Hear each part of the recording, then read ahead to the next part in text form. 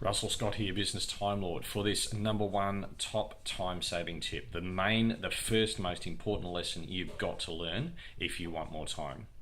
So what that lesson really is there is no more time. You're not going to discover the 8th day in the week. You're not going to discover the 25th hour in the day. There is no more time. What it all comes down to is how do you use the time that you've already got. So if you want to have more time for doing the fun stuff and spend less time getting bogged down in all the boring bits and the bad stuff and whatever else, you've got to get good at one thing.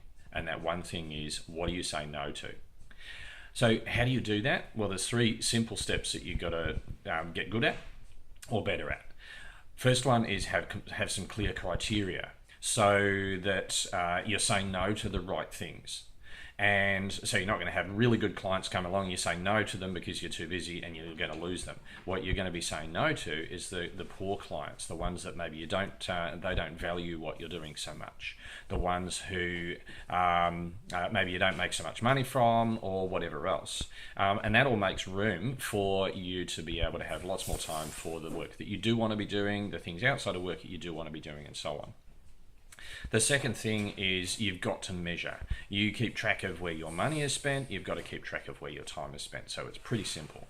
And the third thing is you've got to set boundaries and limits. You might limit how many hours a week you're going to do, how many days a week or whatever, and set limits and targets in terms of how much time you might spend with family or how much time you might want to spend doing exercise and other things like that. So have limits around those and test and measure versus those. You can just make some up and then adjust them to see what fits. It's not about getting it right first time around, but you've got to do those three key things.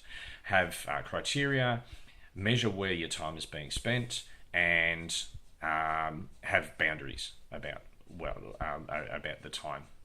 Russell Scott, Business Time Lord, signing off. Now I suggest that you say no to this and figure out what else it is that you're going to say no to for the rest of the day that's going to make a lot more time for you to do the stuff that you really want to be doing. If you've got any questions on this, let us know. We'd love to be able to help you out.